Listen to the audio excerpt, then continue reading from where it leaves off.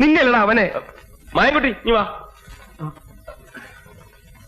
എന്താ നീ എന്തിനാ പഠിക്കണേ? ഫൈനൽ ഇയർ LLBക്ക്. അതല്ല ചോദിച്ചത്, നീ എന്തിനാ പഠിക്കണേന്ന്.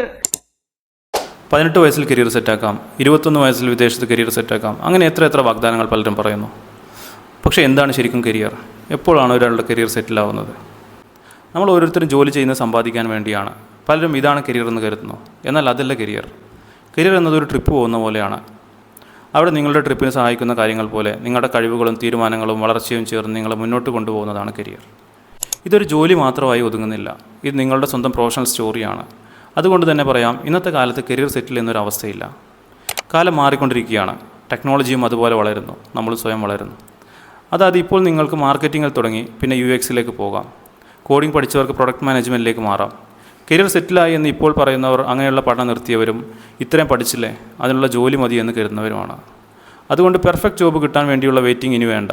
അത് നിങ്ങളുടെ സ്കിൽ നന്നായി വളർത്തിയെടുക്കണം. അത് നിങ്ങൾ പല റിസ്ക്കും എടുക്കേണ്ടി വരും. മാറാൻ നിങ്ങൾ തന്നെ തയ്യാറാവണം. കരിയറിന് അവസാനമില്ല. ഒരിക്കലും എത്തിച്ചേരാത്ത എന്നാൽ പോയിക്കൊണ്ടിരിക്കേണ്ട ഒരു ട്രിപ്പ് മാത്രമാണ്.